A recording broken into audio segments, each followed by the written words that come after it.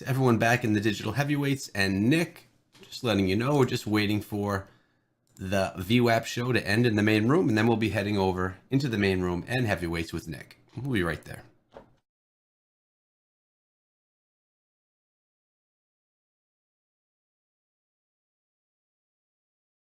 Maybe we need to get Nick over there to digital heavyweight this guy out of the main room. You know what I mean?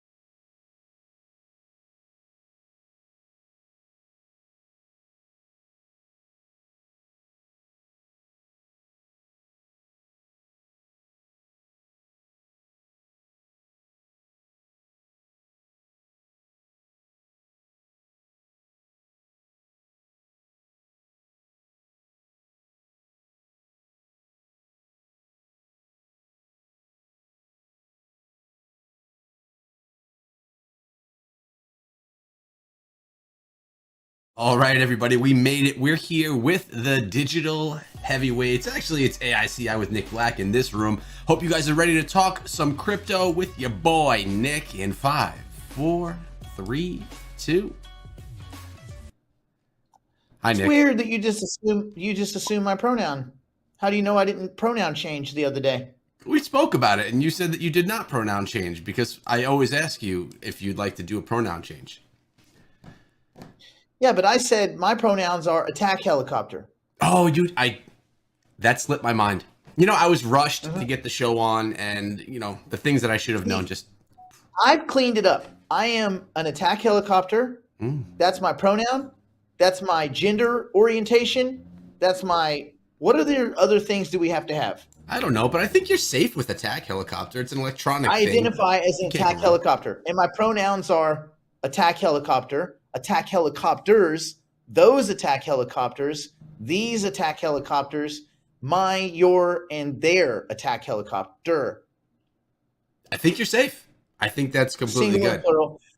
What are your pronouns, and what do you identify as? I'm just a guy. You know, I don't really get it. I'm not in the woke movement, I guess. Just a guy. That's weird. That sounds toxically masculine. No, I'm not. I'm just a guy. Hey, Nick, what are we doing on the show here today? I'm getting myself out of trouble. I'm not masculine. I'm just a dude. I'm just a dude that is a guy, man. Buddy, bro. Ooh, what kind of attack? Well, I'm obviously an Apache.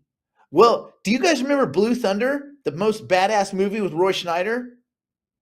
Do you remember that? Eric, did you see Blue Thunder? I didn't, but I'm thinking, what was it? What was that 80s helicopter show? Nighthawk or something like that with the black? Oh, Airborne.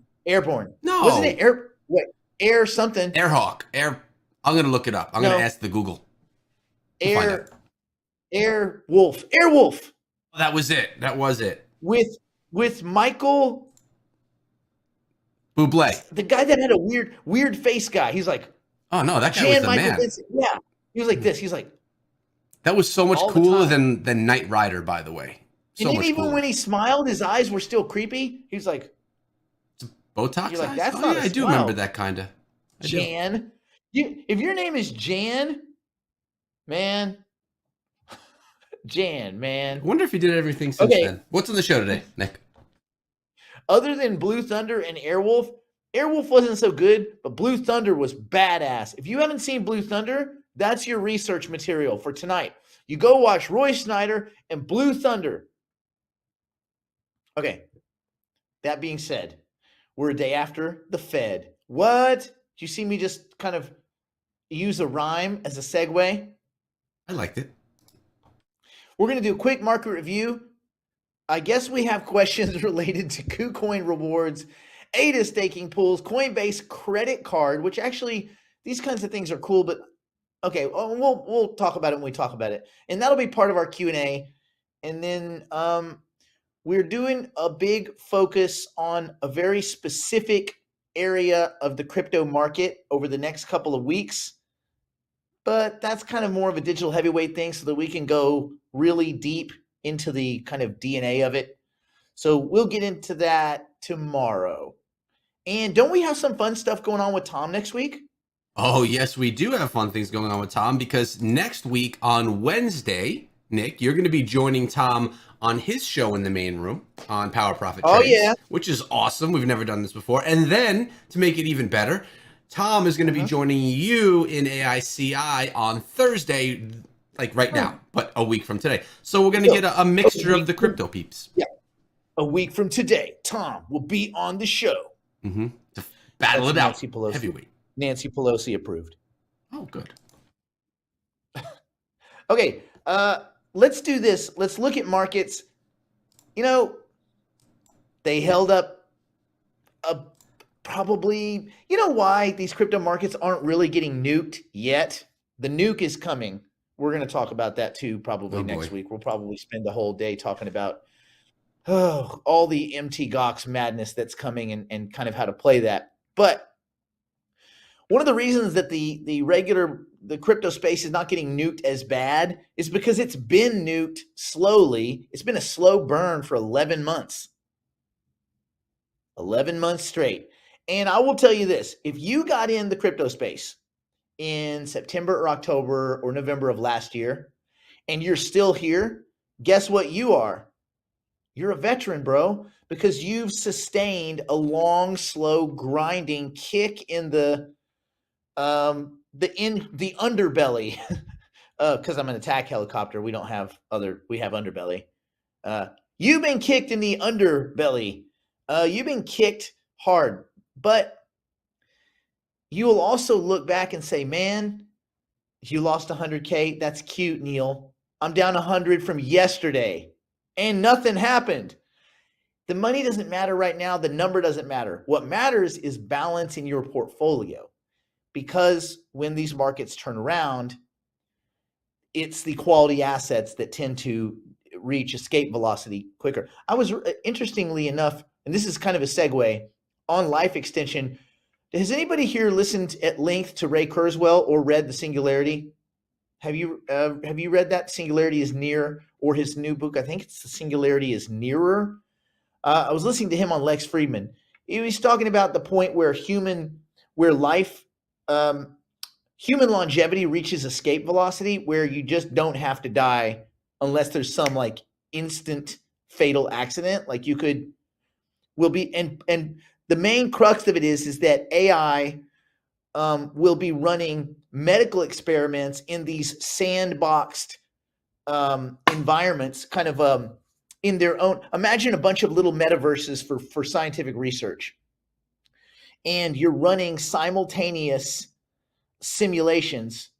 And because you know the physical laws that govern the human body, AI could basically truncate the time. So in a few seconds, you could run millions and millions of simulations with different drugs, with different vitamins, looking at different kind of states of biology.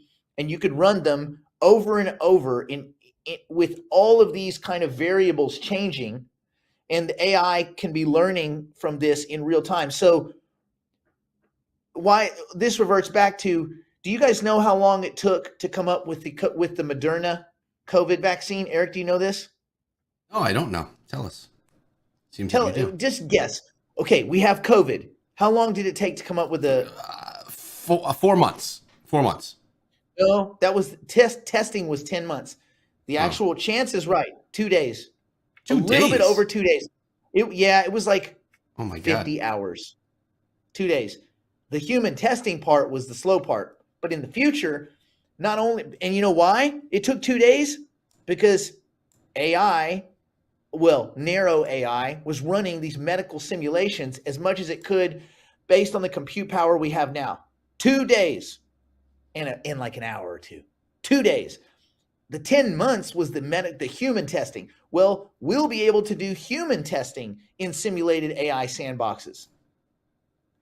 So, and it reverts back to this. If you don't get that AI, when it goes from artificial intelligence to general intelligence, artificial general intelligence or synthetic intelligence, and that's when it can recode and kind of self-fixing, self-auditing, self-editing swarms of AI, whatever that looks like, bro, that changes that moment. That the day that happens, everything is different forever. All you have to do is live to that point. So, Eric, in your retirement plans, do you factor in a life to like 100 or a life to say 500? Oh, definitely not 500. I don't even think I'm going to make it to 100. I lead a very stressful life. I don't. But you're doing your new diet, man. You're doing your new diet. I am doing you shared it with everybody. You shared it with all of Money Morning Live. I am doing my new diet and it's great. I don't really think about retirement, to be honest. I just try and stash as much money away as I can. Okay. And I don't know when I'm going to stop. Well, I don't think anybody's going to retire. I think that's kind of an old person thing. Doesn't happen anymore. Old people. But are you planning on living to 100 or to like 3 or 4 or 500? I was thinking more like 82. By the way, disturbing news. Jan Michael Vincent. Yeah. The guy we were just talking about. Here, check this out. The Airwolf guy. First of all, he was a stud, but he died at 74. And he was not a stud anymore. No. That's sad. He looks like one of those creepy guys on To Catch a Predator. Yeah, well, it made me feel really old because I used to watch that show and love it. I thought it was awesome. But no, I don't think about living. Did he die flying a helicopter? No, it was a heart attack. It was nothing exciting. Do you think he died of a heart attack watching one of his shows and watching him miss his own lines? In his like good days? Maybe. You're so critical of yourself. Hope it was a good moment. Long story short about AI is when you're looking at the crypto space, where do you think artificial intelligence, where do you think the networks are robust enough to run these networks, these mesh networks, or whatever kind of communication network is going to be necessary for AI? They ain't going to be doing it on AT&T or this will have to run over these kinds of distributed system rails. I say distributed systems. It's probably best to get out of the mindset of saying crypto, because crypto is a very vague, wide kind of all-encompassing. It's a catch-all. Same thing with blockchain. Oh, I'm in the blockchain. Hey, Eric. Hey, Nick. Eric. I'm on the blockchain. Are you one of those people that's like, I like blockchain, but not Bitcoin? No, I like Bitcoin. You heard people say that though? This is what people say when they know nothing. They'll tell you, oh yeah, I'm all about the blockchain. I just don't like that Bitcoin. Oh, really? Are you all about the blockchain, Brett? It's always a Brett or a Chad. Our boss's name is Brett. Our boss is Brett. Don't use Brett. That's a good Brett. That's one T. He is a good Brett. I'm talking about guys that fold their sweater. They wear a sweater and they fold it. They don't even wear it. That's not our Brett, no. Okay. Our Brett doesn't even have a sweater. And if he does, he ripped the arms off of it. He made a sweater vest out of a sweater. That's our Brett. Yes. He's cool, man.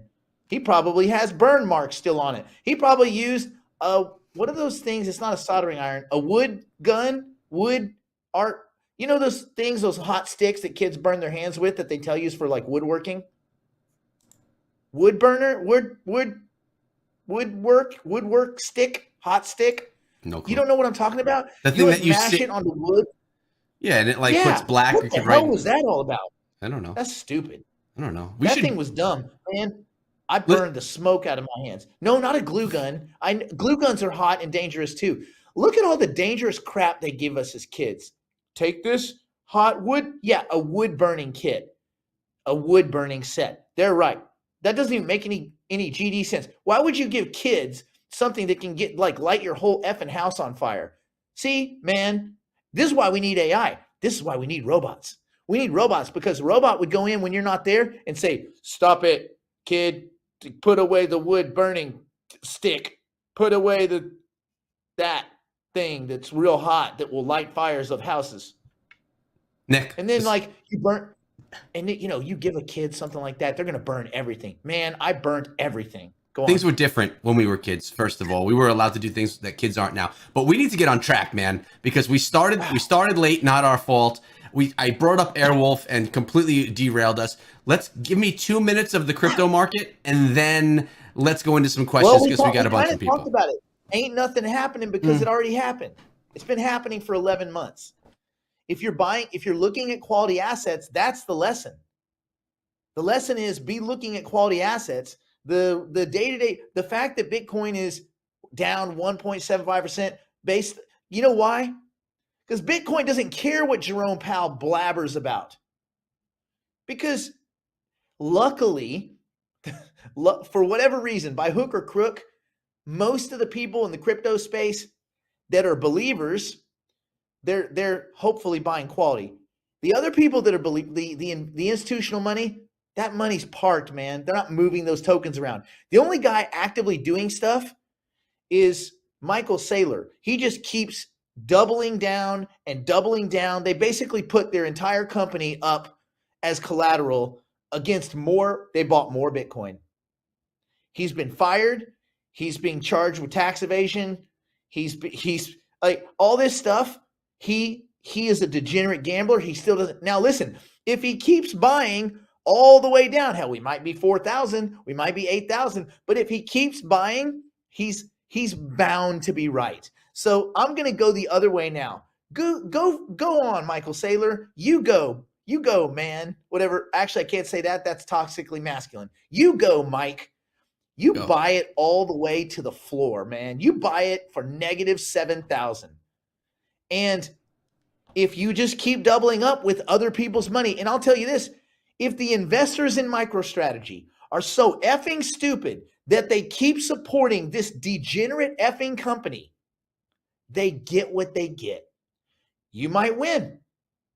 You might win because Bitcoin won't go down forever, and we will probably see $100,000, $300,000, $1 million Bitcoin. Hopefully not at the hands of hyperinflation, but we will see another great. Bitcoin shall live on. Great. The phoenix will rise from the ashes. And you know what? Great. Michael Saylor will go back with his stupid laser eyes, and he'll go do the tour circuit, and he'll go tell everyone, I never lost faith. And you know what? He's a degenerate psychopath gambler. He probably hasn't lost faith. He doesn't get it. He's completely deranged. And at some point, if you have other people's money to invest, other people, and Neil is right about this, he will be right eventually because he has an unlimited checkbook because he's spending other people's money. But guess what? Hopefully, the people here, you're spending your own money. And if you're spending your own money, you can't be a degenerate D-bag. Okay? You can't. You've got to be competent fiduciary for your own money. And so to reduce all this, markets are red, which is great. They're very investable, but you need to be buying quality assets. You need to be applying the 5 T's. Look at the team. Look at the technology. Ask yourself if it makes sense even, or if they're trying to solve time travel. We're going to go back. Look, time travel token. Who wants in? We're going to just eventually we'll have time travel and we'll just come back and buy Bitcoin really cheap. Time travel token. Who's in? You would say, I'm going to pass on that one because no. If the software proposition, if the technology is we're going to change the laws of physics, I'm out because that violates first principle of engineering. If you have to alter the laws of physics, you're no longer an engineer, right? You're a theoretical particle physicist or some other kind of theoretical scientist. No. Timing. Do you think in the near term that we're going to get to a point where that token makes sense and it can achieve some level of use, widespread utility, and widespread adoption? Yes, no, great. Scott, he said, we've heard about this several times. Well, if you've heard about it several times, Scott, then you would already understand what's going on with the merge. The merge is over and nothing happened. And we knew nothing was going to happen because nothing was going to happen. The merge meant nothing. It was a technical conversion from proof of work to proof of stake. It changed nothing. Great. Should we stake Ethereum? No, because it's locked up until they get around to it.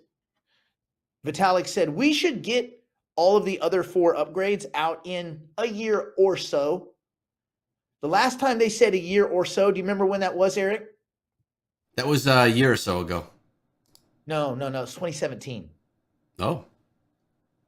2017 was when they said a year or so. So, listen, sometimes I think maybe people are focused on the wrong things. Do you think an upgrade is going to move the price of a token?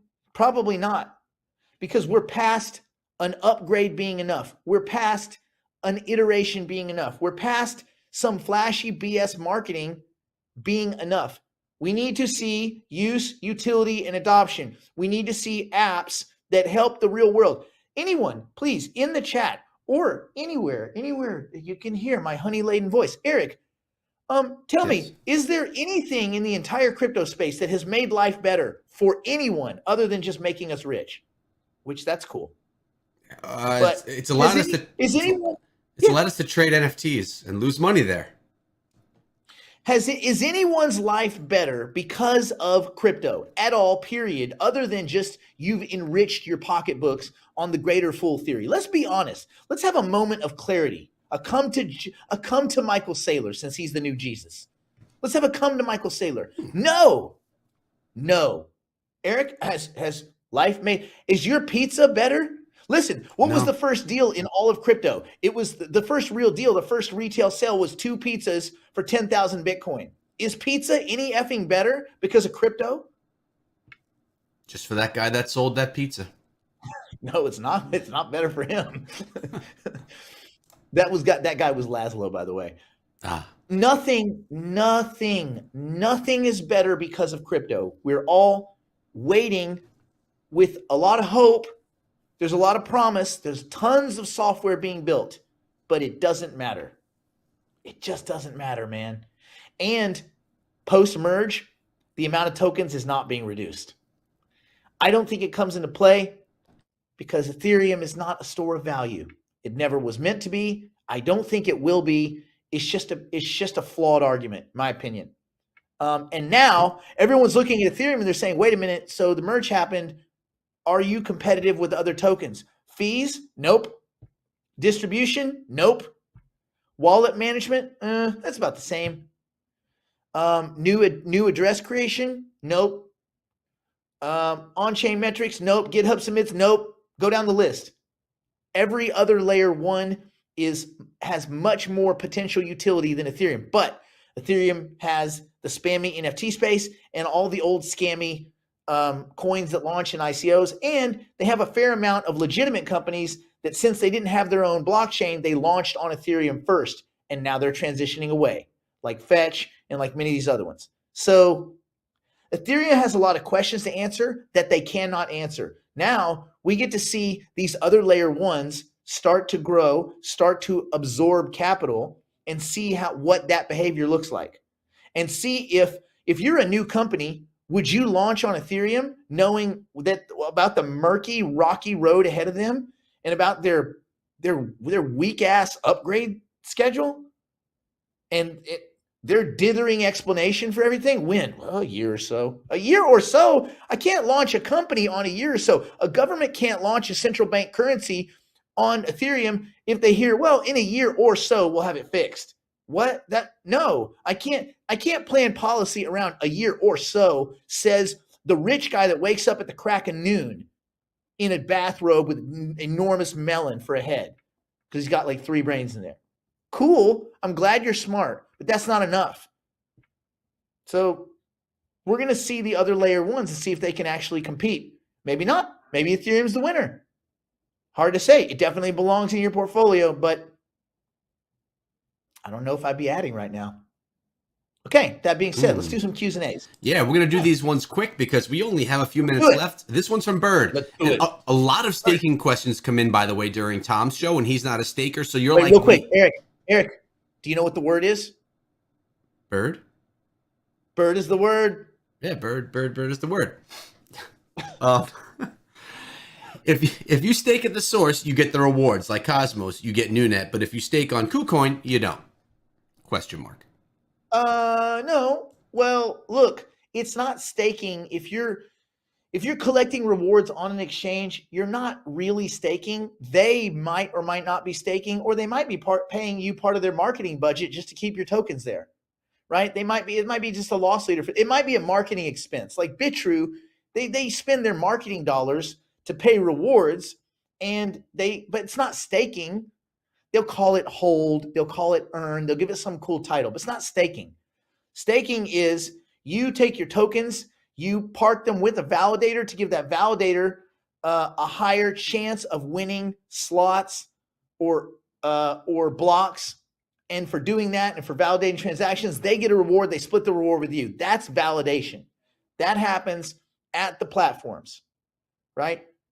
With Atom, Cosmos, at Cosmos Station with a validator, right? Everything else is some reward function. Kraken, you're not staking. They call it staking. They're staking. You're parking. Okay? There's a difference. All right.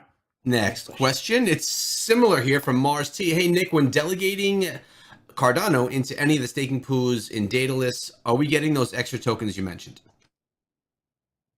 Not yet. However, well, it depends. Different stake pools run different deals. So for instance, NewNet is about to start running a program where they have a host of about, I don't know how many, 10, 15 stake pools. And if you stake in those stake pools, which you'll be able to do through Daedalus, you'll also receive NewNet. So you get Cardano and NewNet. That hasn't started yet. They haven't made that stake pool announcement, but I will keep everyone abreast of that. In the heavyweights, you'll get the second I know it, it'll be in the heavyweight Discord like that day, that moment. And I have a close friend that works at NewNet, and she said as soon as they're going to do the press release, she will tell me, and then I can tell you guys like that day. I also know the CEO of Singularity DAO, and if anything interesting happens there, once they say I can say, I'll say to the Sounds good. Another perk of being in the heavyweights. Join today. Phone numbers on the screen. AICI members too would get that. We'll make sure you guys get that information. We don't want anybody to feel left out. Yeah. Well, with the money that they make from your recommendations, they can come join you over in heavyweights. We're gonna go a minute longer here because this question came in the chat and I thought it was worth grabbing. What does Nick think will make the crypto markets move back up? Buns, are you ready to buy? That's it, huh? That's it. When you have more buyers and sellers. That's kind of and I don't mean to be kind of simple about it, but until people are net positive, net excited, you have. Good, me too. Those of us that are building portfolios. But when the greater market, I mean, the simple answer is probably we got to get to the end of this tightening-ish, this kind of nonsense Fed policy. Did you guys notice, and I'll just leave you with this one little thing. It's kind of macro, but the Fed tightened 75 basis points. The ECB on the same day tightened only 50 basis points. Interesting. So there's reverse kind of currency war type thing going on. They're like, yeah. Well, we're going to tighten too, but not maybe quite as much. So you can have wars in both directions. It's kind of interesting. Anyway, we'll see how that all plays out. I think the ECB's done 3 back-to-back 50s, and the Fed's done 3 back-to-back 0.75s. And you guys know, just real quick, that rate only affects a very small handful of banks. It's an overnight lending rate. It doesn't affect any of us. It's just a talking point. It's pure theater. But you know what? We're not arguing and we're not investing against facts. We're arguing against people. This is all a beauty pageant, and you're not trying to figure out who the prettiest person is at a pageant. You're trying to figure out who all of the morons are going to vote for and front run that vote. And that is investing. And on that note, we'll see you tomorrow, heavyweights. We'll get into the details. We'll lift the proverbial skirt up, check under the hood, that kind of thing. I will see you soon. Stay out of trouble. Stay in school. Don't do drugs. Don't do anything my poor insolvent drunk strung out on meth or Eric wouldn't do, which, as you know, is very little, and I bid you adieu.